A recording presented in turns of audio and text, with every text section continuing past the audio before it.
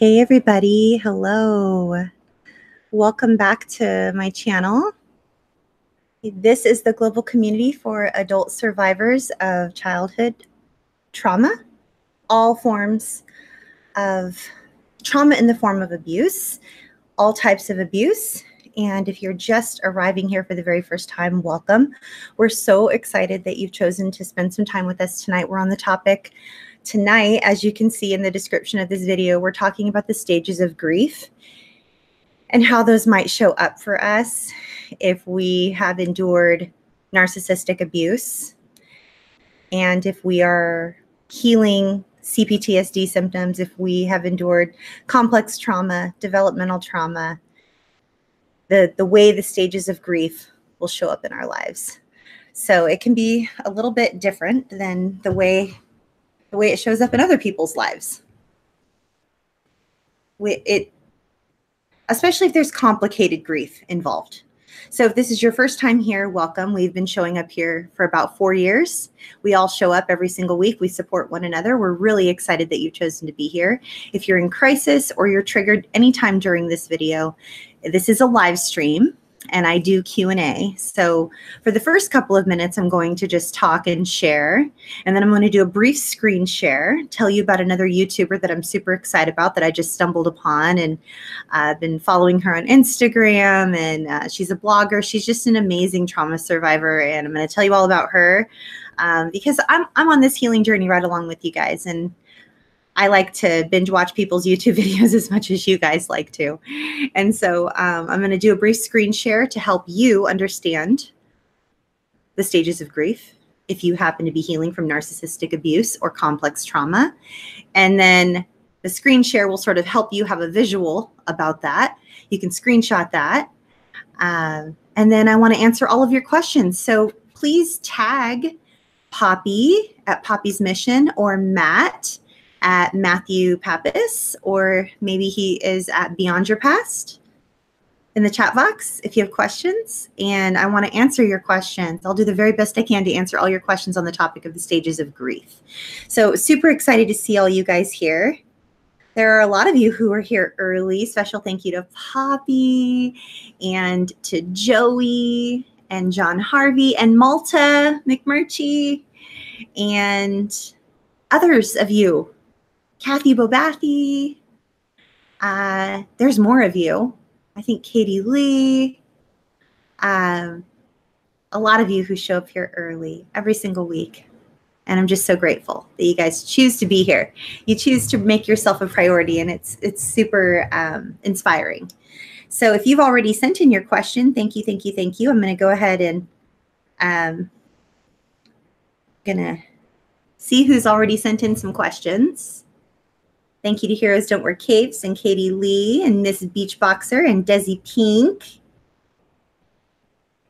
And, oh, thank you, Matt. So in the chat box, there is a link to this amazing book. I'm just going to talk about this book briefly because it will help you and it will maybe change your life. It will positively change your life, but it might save your life as it did me and a few other people I know. So this book is called The Grief Recovery Handbook. I've mentioned it on this channel about 12 or 13 times, but every single time I've mentioned this particular book, it has been on loan to one of my friends, people who live here in my community locally, and trying to get a good shot so that it's not in the light and too shiny. There you go.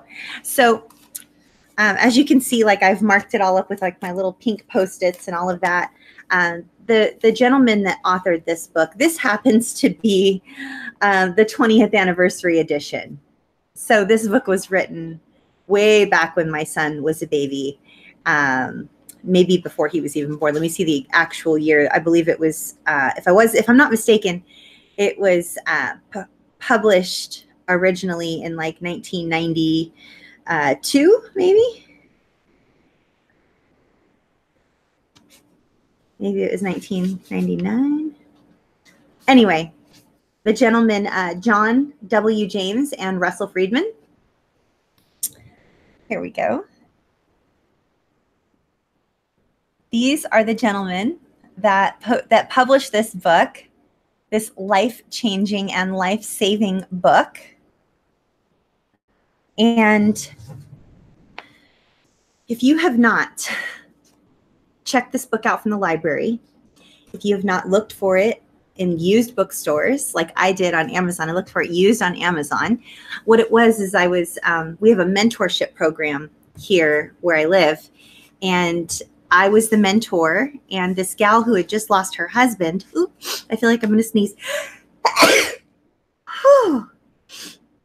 My goodness, that was a big sneeze. I was like an all over body sneeze. Anyway, she had just lost her husband, and I had just lost my father. So this was it was February 2015 when I first found this book. And it took me about 3 years to work through everything.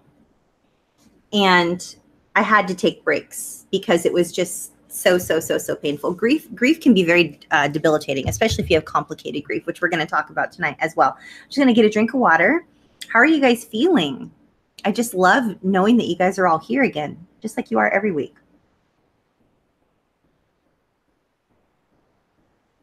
So to those of you who are new here in our community, I go ahead and I share a screen share or a resource with you. And then you, in the meantime, while I'm doing that, you send in all your questions before 30 minutes past the hour. We take the very last question at 30 minutes past the hour. And so 10 more minutes, send in your questions for 10 more minutes. And then Matt will actually post a link to this book in the chat box, and I'll refer to it more later.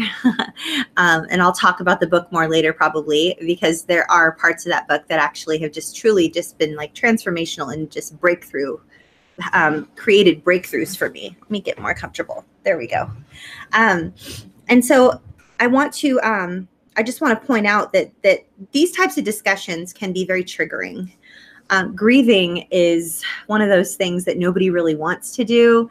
And if they want to do it, it's not like, because it's never fun. It's always painful.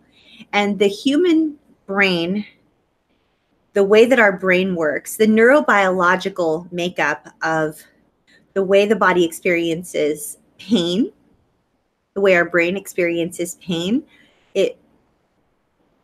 our brain experiences physical pain and emotional pain the same. It cannot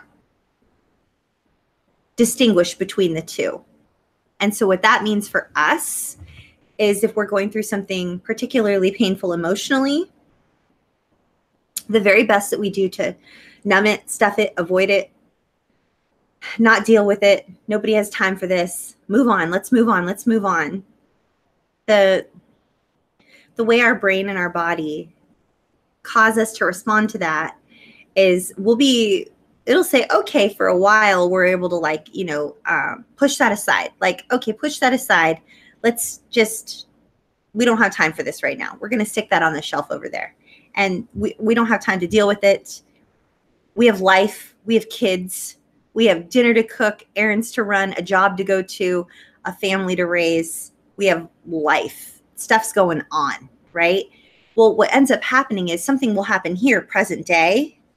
And then this grief that we chose to sort of stick on the shelf from back here, we're going through something up here that vibrates at a similar frequency.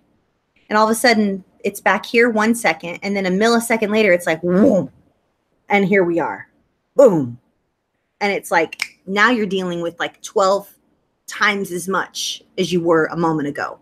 Because pain is pain is pain is pain, right? There are different levels of pain, of course, but I want to point that out. It's very, very, very important for us to keep that in mind.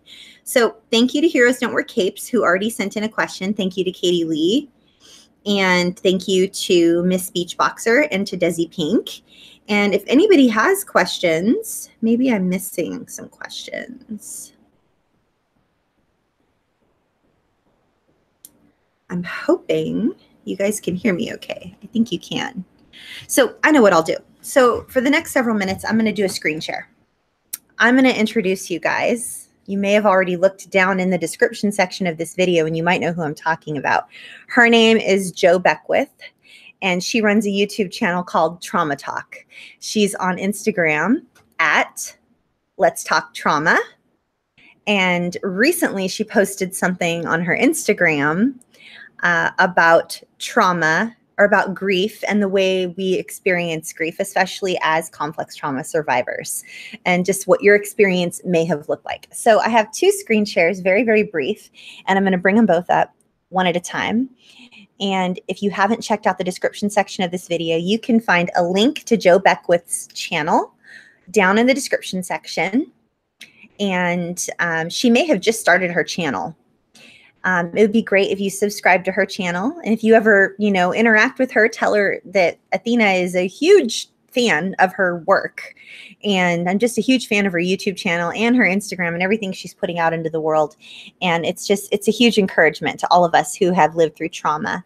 And what I love about Jo, one of the things I love most about Jo Beckwith over at Trauma Talk is she is very open and vocal about the way there is like a shamey sort of vibe in certain Christian circles about mental health, and the way purity culture sort of shows up and sort of melds itself into rape culture and the whole Me Too movement and everything else. And I just love how vocal she is and just unashamedly her. She is just bold and confident and transparent and vulnerable and strong. And she's just obviously a very capable leader. And I've learned so much and felt so validated listening to and watching all of her videos. So I encourage you to watch every single video on her channel. She's currently going through kind of a situation that she talks about on her channel, but I would love for you guys to just show Jo Beckwith over at Trauma Talk some love and support. And, she's our peeps. We got to take care of our peeps. So I'm going to bring up this screen share for you guys. Tell me if you can see this.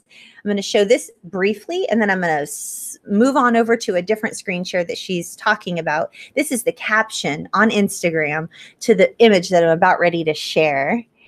And follow her over on Instagram also at Let's Talk Trauma. She doesn't even know I'm saying all this. Like, this isn't like a sponsored thing, you guys. I'm just a huge fan of anyone who's just like raw, vulnerable, real, straight up, unashamedly like, boom, this is how it is. Come on, everybody. Let's just heal together type of a thing. So hugely grateful to her for her voice. And I'm really excited for you guys to, hopefully you can see this. I think you can see that. Oops. How about that? I think you can see that. Okay. So Jo talks about this is from her Instagram. We often hear about the stages of grief that may lead us to believe that we move through and complete each stage before heading to the next. Not true. Grief is not a straight line. It is a mess of emotion, a scramble of feelings, and we revisit the stages of grief often. And that is okay. I just love the emphasis that Jo puts on it's okay for us to just not be okay. It's okay for us to just be where we're at right now. And this is Suicide Prevention Month, you guys. And so a lot of the people in our community find this YouTube channel when they're Googling best ways to complete suicide. Best way to complete your suicide, or what happens to your loved ones when you complete a suicide attempt, etc. And so in an effort to do our part to prevent suicide, there are a whole bunch of, over here, I think, I keep doing this, but I think it's over here or down below. Poppy, our amazing intern, and Matt is here as well. And then I think Shannon might be here as well. Posting links to hotlines. And one of those hotlines is the Suicide Prevention Lifeline. I believe it's 1-800-733-TALK, I believe is the number, if I'm not mistaken. If every single one of you guys just paused for just 1 second or 2 while I get a drink of water, and you copied that number and you pasted it somewhere on social media, Twitter, Facebook, Instagram, Pinterest, LinkedIn, wherever, just to let people know they're not alone. And just give them that resource, the Suicide Prevention Lifeline, right? There's all kinds of other hotline information here every single week, every single video we do. Poppy is here putting up crisis information so that if you're ever in crisis, you get you step away from the video. YouTube is never a place to receive mental health care. You step away from the video, you receive the care that you need, right? But if we all copied that and then pasted it into somewhere on social, someone might consider that a sign. They show up, they see it, and then they decide not to complete their suicide attempt because of something you did. You could save a life. You really could. And it's not far-fetched either. I have received multiple emails letting me know that this channel and the fact that we post that type of stuff, or just that they saw something random on social, they're alive today because of those things. I was just sharing with someone this morning that I received an email from a man that talked about how this YouTube channel, this one here, Trauma Recovery University, this YouTube channel, right? The videos on this YouTube channel gave him hope. He didn't complete his suicide attempt, and he got to walk his daughter down the aisle last weekend. Like let that sit in for a second. That's a real life changed. So if you could just copy some of that crisis information that Poppy's putting there on the chat box or down below and just share that and do your part, that would be amazing.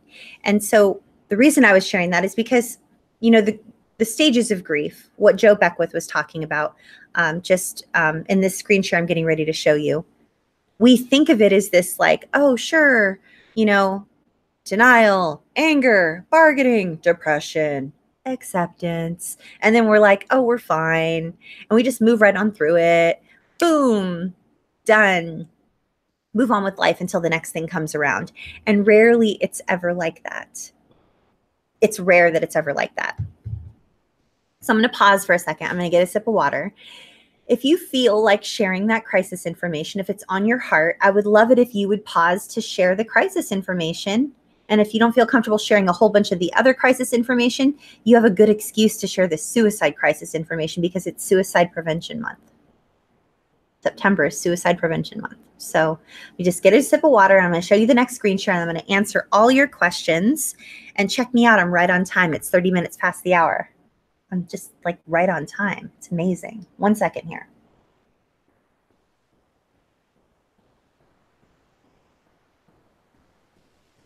Okay. So the next screen share is also from Joe Beckwith. And what I shared with you a moment ago was the caption from her Instagram. And this was actually the image that was posted on Instagram regarding the stages of grief. And I shared this today on our daily calls. Oh, if you want to have conversations like this every single day of the year, 365 days a year, you can go to cptsdfoundation.org and look for a button that says daily calls, and you could join us. It's amazing. And if you cannot afford $50 a month to have 365 days a year support, and you need free support, then you can email Lisa at cptsdfoundation.org, and she'll get you plugged into a free group over on Facebook. Okay? I almost forgot to mention that to you guys. So here is our next screen share. This is very real. This is what the stages of grief actually look like to someone with complicated grief or someone healing from narcissistic abuse and complex trauma. This is real. That's what it looks like. Can you see that? Yeah. This is what it looks like. There we go. That's what it looks like. So I'm going to read through these stages of grief really quick while you guys finish sending in your questions. I think we're done taking questions for the night. So thank you to Molly Black and Blue. Thank you to Vi. Thank you to Shannon. Thank you to Hunter. Heroes Don't Wear Capes, Katie Lee, Miss Beachboxer, and Desi Pink. So I will be answering all of your questions here in just the next moment. But first, I want to read through the stages of grief. And again, this was shared by Jo Beckwith of Trauma Talk. The link to her YouTube channel is down below in the description section of this video. And she's over on Instagram at Let's Talk Trauma. And again, this is not a sponsored video. I am simply a fan of the work she's putting out into the world. And I just love to be able to celebrate and encourage our family who goes through similar stuff. So first we experience a loss or a hurt. And then we move to a place. I'm going to run through these really quickly because these are all the stages of, perhaps you know them as denial, anger, bargaining, depression, and acceptance. Denial, anger, bargaining, depression, acceptance. So underneath those 5 pillars of feelings and stages of grief, there are all these subcategories. And those are the ones I'm going to read right now. So we experience a loss or a hurt. Then, one at a time or all at once, most likely all at once, back and forth all over the place, for 1 to 3 years, we experience shock, numbness, denial, emotional outbursts, anger, fear, searching, disorganization, panic, guilt, loneliness, isolation, depression. Then we have trouble re-entering. After we've experienced all that, we want to enter back into what our life used to be like. In air quotes, we want to go back to the way it once was. Yeah, that never works out well because when we try to re-enter, we have trouble re-entering. We have trouble re-entering, and then we experience new relationships, new strengths, new patterns, hope, affirmation. We begin helping others who may have experienced what we experience, and then we experience adjustment to the loss or the hurt. However, it doesn't happen all neat and tidy with a pretty little bow on top. Nope. It all overlaps, back and forth, over and over. Crazy stuff. Back and forth, back and forth, back and forth, back and forth. All at once, nothing at all. Zero, numbness, overwhelm. We're searching, but we're starting to have hope, but not really because now we're lonely. And now we feel guilty and we're isolated, but we're angry, but we're terrified all the time, but we're numb and we don't really know what's going on. And we thought we had adjusted and we thought we could experience new patterns and new habits and new strengths and develop these new relationships. And we thought we were helping others do those things, but right in the midst of helping others, boom, we're back at numbness, denial. Then we're angry again. And again, there's that constant state of fear and hypervigilance. And then we're searching again and we feel very disorganized and we're really having trouble re-entering into the world, like from this life of grief that we had all of a sudden been experiencing. But we feel really guilty we start to feel better, but then we feel guilty about feeling better. And then we start to feel completely hopeless, but then something gives us hope. And then we start to be in complete denial that maybe nothing ever happened. Did we really experience any pain? Was there ever really any trauma, or did we make it up in our heads? I know our family members are telling us that we made it all up and we were too little to actually remember anything. So then we're like, okay, well, I don't want to not listen to my family because I've been told my whole life that that's what I have to do. I have to listen to my family. And so we start to get really, really, really confused again. And we feel very disorganized. And then we start to panic. And then we start to isolate. And when we're isolating, we feel super duper duper lonely. And then we're really depressed.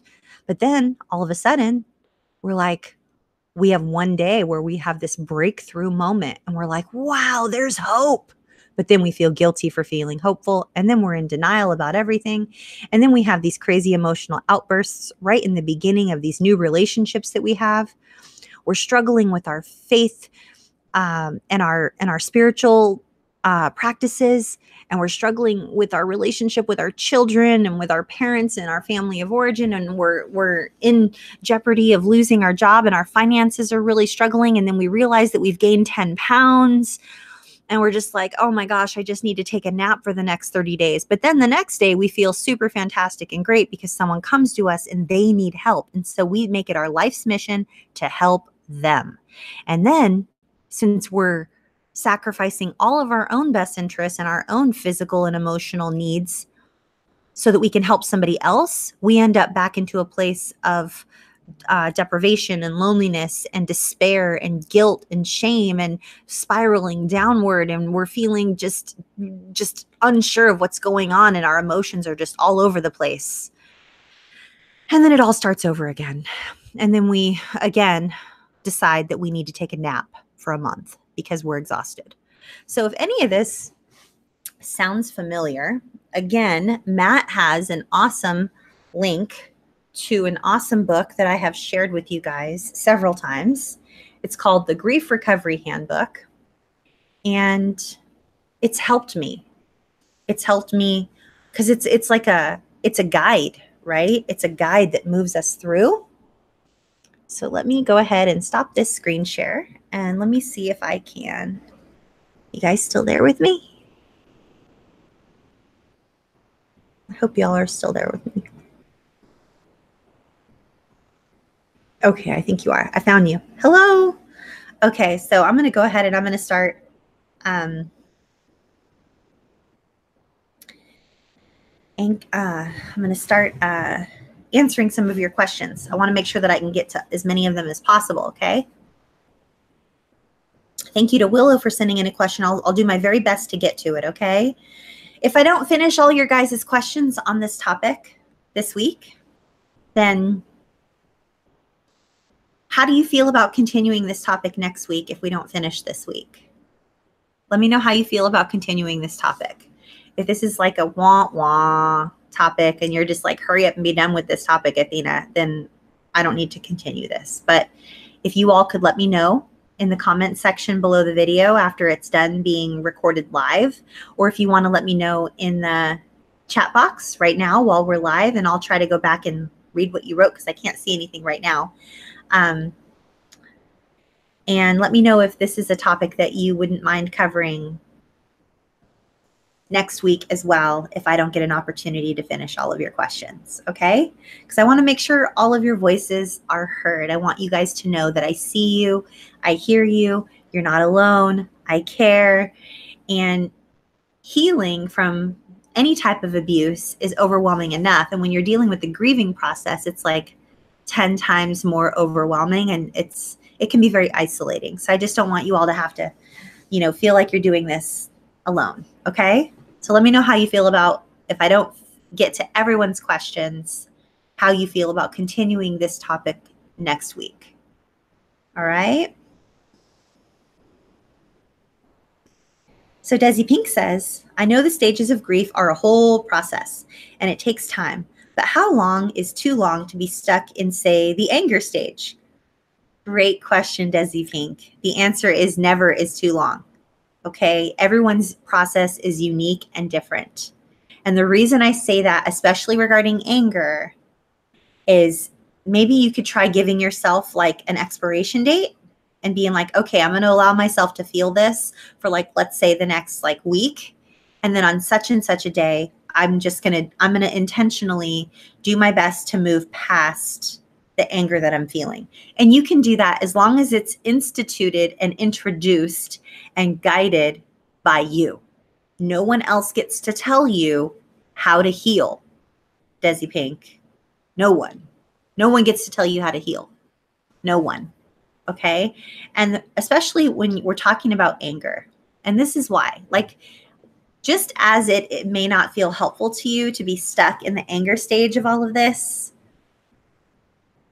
it's just as unhelpful for those of you out there who happen to be like me and you struggle to access your anger. I, left to my own devices, I would simply be like,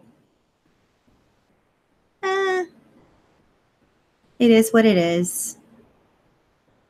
Yeah, I've been through a lot, but it's not going to do me any good to feel angry about it. Like, it's not productive. And I can justify my way out of everything. And yet you can smell the hypocrisy in the room, right?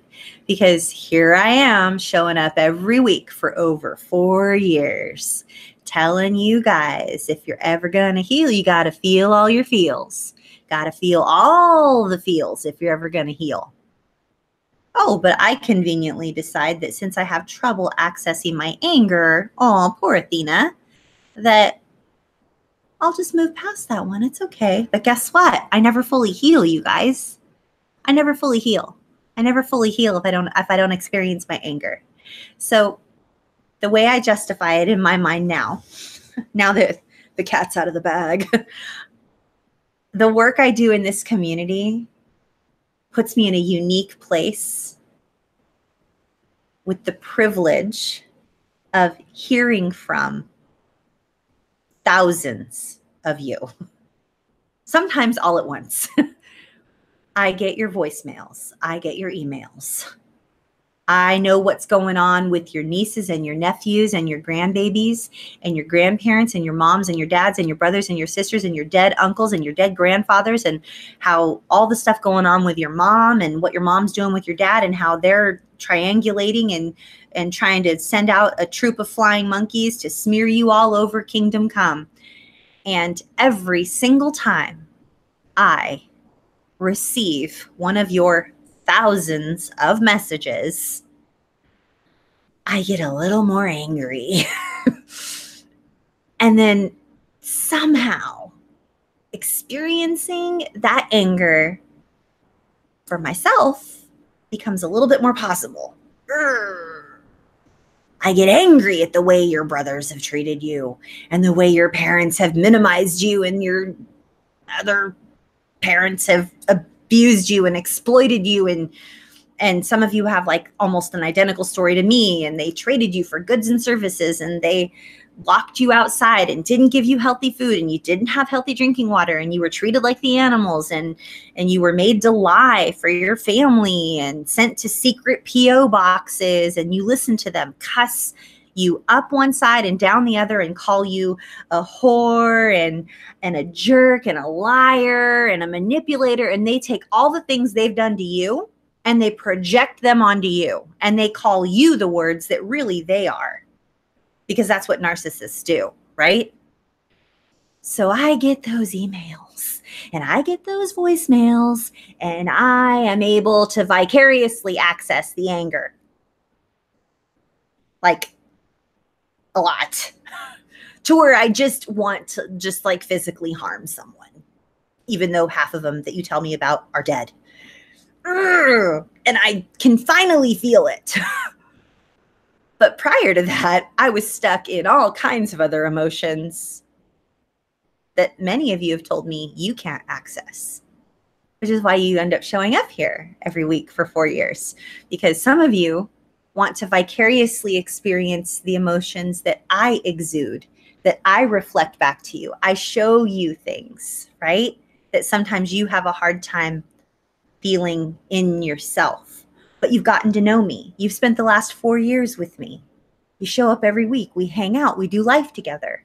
And so you kind of feel my feelings. When I'm cracking up and I'm overjoyed about something, you're experiencing joy. Your mirror neurons are kicking in and you're like, oh my gosh, and you experience joy right along with me. And when I'm really painfully distraught or moved to tears by something that one of you shares, some of you cry for the first time in decades, right? And when I share with you things that go on with like my son, and he's graduating college next year, and my daughter-in-law, his wife, she's going to be a doctor, and it's like amazing. And he might study medicine and it's going to be so cool. And he's studying neuroscience. I mean, how freaking cool is it that he's studying neuroscience? I'm so proud. It's like, like my heart just comes alive, right? But those are feelings that escape you because maybe you're stuck in anger. And maybe you're stuck in despair, depression, or bargaining back and forth. What if I woulda, I shoulda, I woulda, I shoulda, I coulda, I woulda, shoulda, coulda, woulda, shoulda, coulda. And then sometimes, just sometimes, we feel like we're able to just fully accept the reality of what's happened to us. But we skimmed over that anger or that sadness or that despair or that low point and that isolation.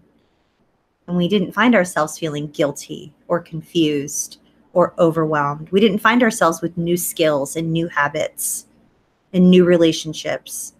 We didn't find ourselves doing maybe any bargaining or anything. And so, to answer your question very quickly in as few words as possible, which is impossible by now because I've been speaking for 10 minutes, Desi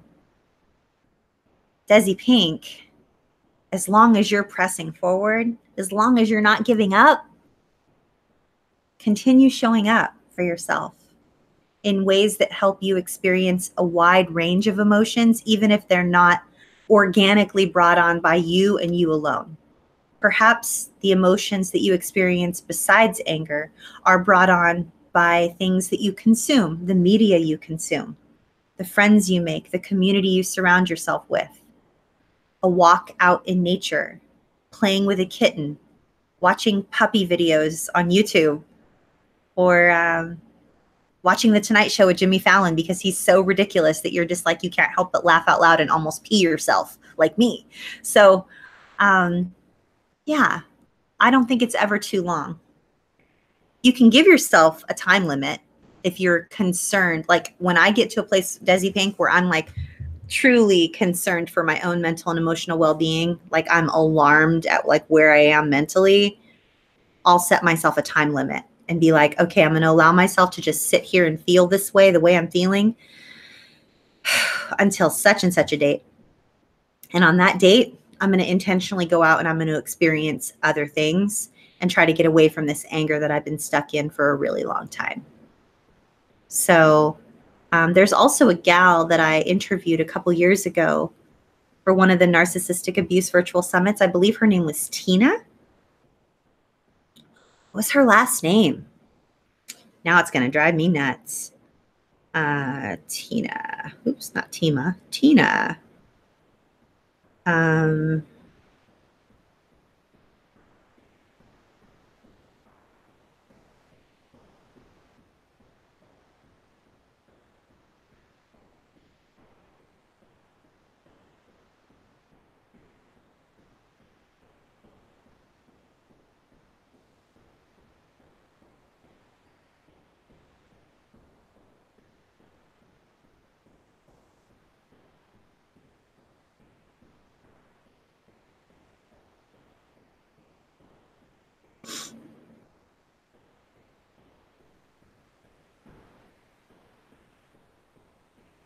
Are you ready, Desi Pink?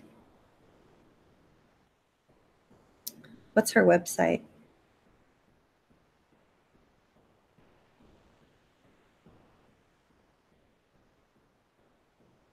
What is Tina Fuller's website? Doggone it. Desi Pink. Google Tina Fuller, comma, narcissistic abuse. Tell her Athena sent you. Mention my name. I think she'll remember me. We connected a few months back, but I interviewed her a couple years ago. So maybe it was about a year and a half ago. Anyway, let her know I sent you. She works with people a lot that are stuck in anger. And whenever she comes across someone who has never been able to access their anger, she's like, oh, maybe you should talk to Athena. You know? Because they end up being someone that, you know, experienced something very similar to our upbringing that we've talked about a lot on this channel. So let's see here. Hey, Poppy says it looks like the family wants a 2-weeker. Woo woo! So we're gonna talk about this topic next week as well. So if I don't get to your question, then please know I will get to it next week. Oh, here we go. Thank you, Poppy. Super sleuth. Fuller life coaching.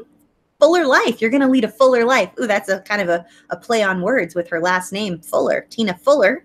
And her website address is narcissism-answers.com. Yay. Awesome, awesome, awesome. So hopefully that was helpful for you, Desi Pink. Miss Beachboxer says, I think I have grieved my mom's narcissistic abuse. She died, and I discovered my baby brother is a malignant narcissistic psychopath. I'm no contact, but I just can't believe it. Oh. Miss Beachboxer, I know you think you may have grieved that, but man, and if you have, then that's great. But do me a favor, Miss Beachboxer. Please allow yourself the grace and the space to be very kind to yourself if anything comes up for you. Like perhaps like you struggle to feel certain things, and like things that you already thought that you had felt and that you had processed, but you feel it coming back up like around the holidays or around his birthday, or you drive past a park and you remember playing with him in the park when he was little, and you have this wave of grief, and then you're starting to crave McDonald's French fries and a McFlurry, and you just want to sleep for a month. Of course, that's nothing that I have experience with. I'm simply making that up. And no one drives past a park and feels grief and craves McDonald's French fries and Oreo McFlurries and wants to sleep for a month. Okay, that was me last week. So what I'm saying is please, please, please, please, please, Miss Beachboxer, however grief presents itself in that big ball of craziness that I got from Joe Beckwith's Instagram, please just know that it's okay. It's okay to feel that pain. It's okay to grieve the loss of our innocence. It's okay to grieve the loss of a relationship you might have had with your baby brother, who tragically has perhaps developed a personality disorder as a result of trauma, or as per Richard Grannon, like the combination of trauma and spoiling. The combination of trauma and spoiling, as far as I can tell, I believe is what Richard Grannon talks about, and maybe even Sam Backman, but that is where narcissism, psychopathy, ASPD, a lot of the cluster B comes from. That combo between trauma and spoiling. So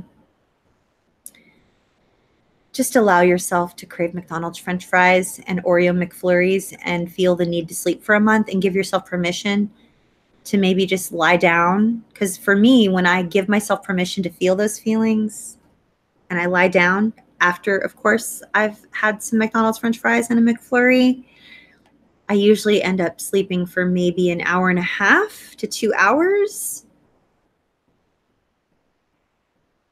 And I feel better. Probably because I'm being kind to myself. Some days being kind to ourselves looks like McDonald's French fries and Oreo McFlurries and a nap. Other days being kind to ourselves looks like green smoothies and going for a brisk walk and doing yoga. So it's up to you to figure out what being kind to yourself really looks like.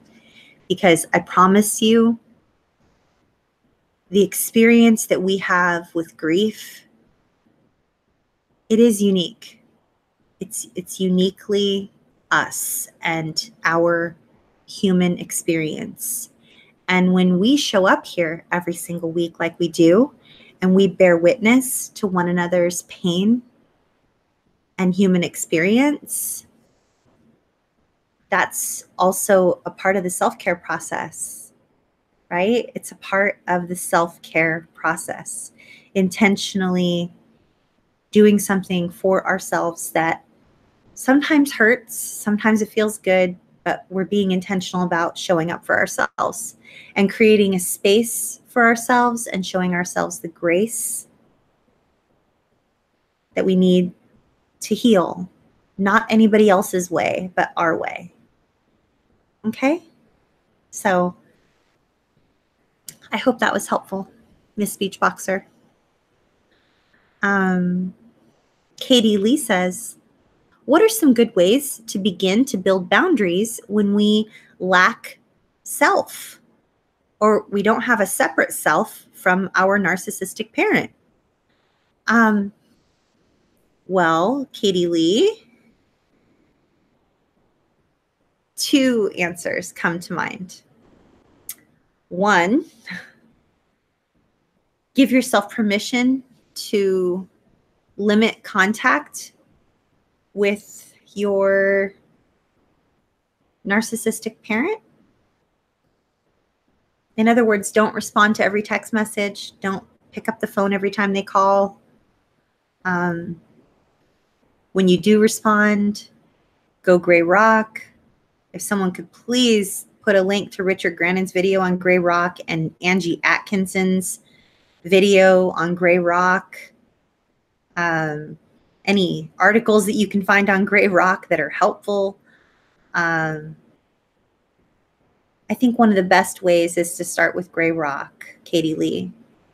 And that's number one. The second one is going through this book right here. And Matt listed the link to Amazon to purchase this book right here. It's super affordable and it's thin.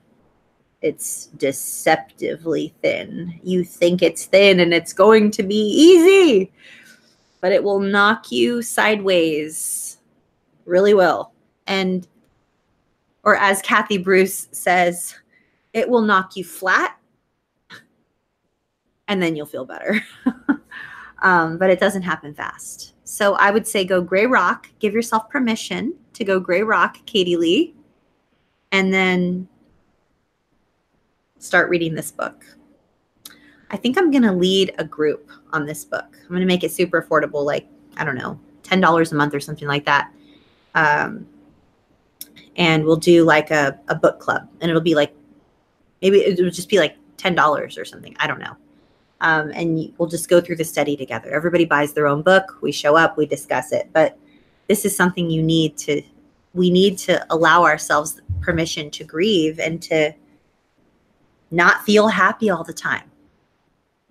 You know, some of us have only ever been allowed to show up happy. We were told by our abusive caregivers that we should just be grateful. So anything that doesn't resemble gratitude or happiness or joy is an unacceptable emotion. Those emotions are bad. And so we need to give ourselves permission to feel all of the emotions and then create a space for yourself to grieve. Not easy, but it's worth it. So let's see. Heroes Don't Wear Capes says, the truth is I have no sense of self as a separate and distinct individual person.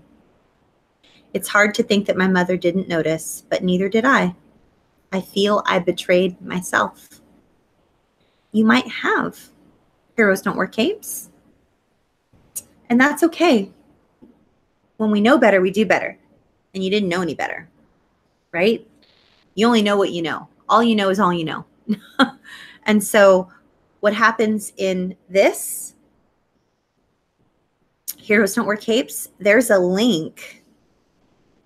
There is a link. It's on Pete Walker's website. Someone tag Heroes Don't Wear Capes. because I really want to make sure she gets this. Tag her and send Heroes Don't Wear Capes a link. After you tag her, there's a link. It's pete-walker.com/abandonment-depression, I believe. Let me see if I can pull that up. Let me see if it works. Let's see if it works. Let's see. pete-walker.com/abandonment-depression.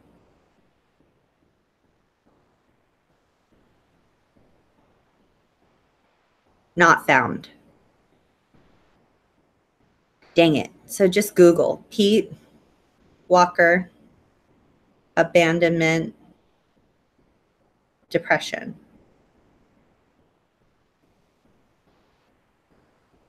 No, don't click on depression hotline number unless you're in crisis.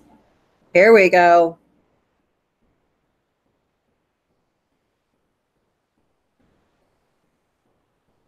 There's the abandonment melange, self-abandonment. Here we go. Heroes Don't Wear Capes. You can call Pete Walker at area code 925-283-4575. And he has taken my call, returned my call, left me voicemails. The man is a modern day superhero. He's amazing. He lives in California and he's incredible. So managing abandonment depression and complex PTSD, he talks about a very accurate description of what things look like in our bodies, in our brains, in our chemistry, the neurobiological implications of what it looks like to the human body and the human brain to abandon ourselves and do only what was taught to us by people who didn't have any business teaching us. It's quite fascinating. So the actual web address, Heroes Don't Wear Capes, the actual web address is pete-walker.com/managing abandonment depression. So please, please, please go there and just know that you're not alone, because this is something that happens to almost every single person I know that was raised by a pathologically abusive family of origin where there was no room for individuality and healthy separateness. Healthy separateness is something that every human being needs in order to function in a healthy way. So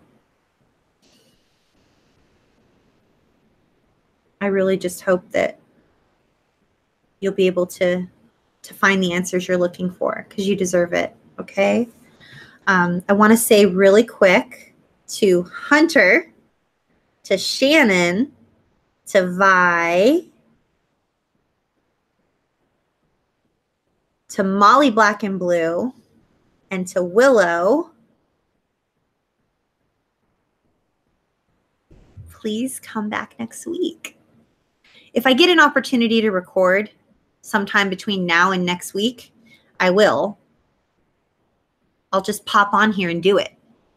So click the little bell notification on the YouTube channel so that you get a notification if I decide to do part 2 of this video before next Monday.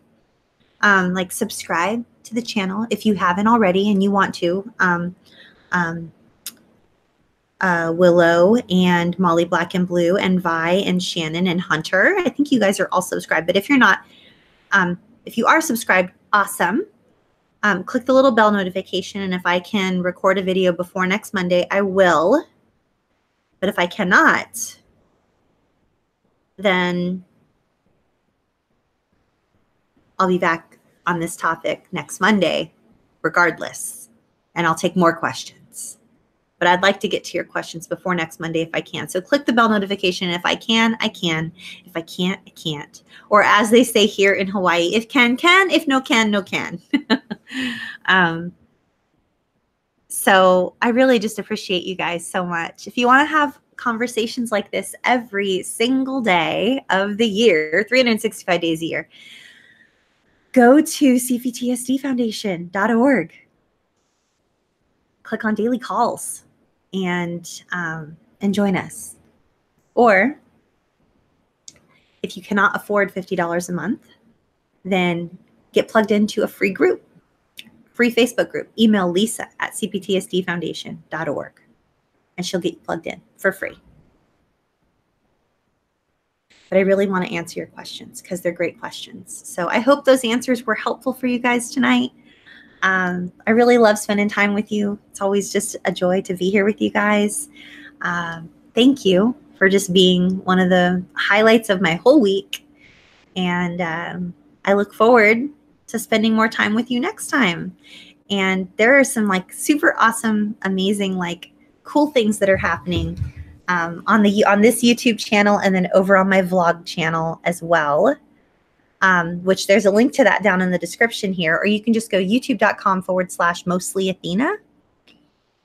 And so I'm going to share a little bit of my home with you guys, like here where I live. Like I'm going to like go for drives and like videotape the drives, and maybe I'll like make certain like recipes and things and like food in the kitchen. I don't know, and like videotape. Anyway, I'm going to post all kinds of like day in the life of type, more like personal type stuff. So if that's not your jam, don't subscribe to that channel. But if that is your jam and you want that type of content and you enjoy consuming that type of content, like vlogging, sort of like, not like, look, I'm brushing my teeth, but I mean, you never know.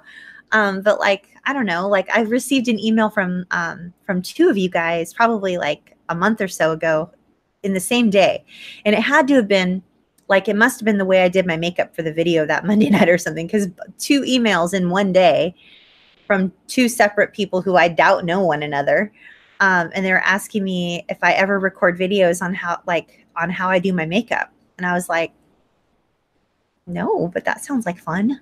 And then I looked up all these YouTubers online, and there's tons of YouTubers that show you how to do your makeup. And there's one, his name's James Charles, and he's hilarious. He is so silly and funny, and he sings. And so anyway, there's a lot of beauty bloggers, and there's this one gal, her name is, I think it's Kalel. And then there's this other gal, I think her name is Mitzi or Minnie or Mimi or something. I don't know. So that's over at youtube.com/mostly-Athena. I'll post like that type of like random sort of like silly fun content, not trauma recovery related, because I need to be very serious when I'm here. And I need to make sure that, I'm on topic, and you guys are here because you want to heal, and I want to make sure that I'm doing all I can to help you heal. So thank you for being here. I appreciate each and every one of you. Thanks for giving this video a thumbs up if it was helpful for you, because your thumbs up really help this channel a lot. And when you give this video a thumbs up, or you share it, or you comment in the comment section, or are active in the chat box, it shows YouTube that the work I'm doing is good work. And then they recommend this video in people's recommended feed. And many of you found this channel because of the recommended feed. So, and that's how I found Jo Beckwith, who I shared today. She has a YouTube channel called Trauma Talk, and she's over on Instagram at Let's Talk Trauma. And she's just an amazing woman. So I suggest following her. Again, not affiliated or sponsored, just a fan. And so yeah, just give this video a thumbs up and subscribe and click the bell notifications. So if I record videos on answering your questions before next Monday, then you'll know about it. Okay, I'm done rambling now. Thank you for being here for an hour or more. And I will see you next Monday, 6 p.m. Pacific, 9 p.m. Eastern, right here, same time, same place. And we'll be talking again about the stages of grief when healing from narcissistic abuse and complex trauma, or you're living with CPTSD symptoms. Okay? Thank you so much, you guys. I love you. Thank you for letting me be a part of your week, and thank you for being a part of my life. Okay.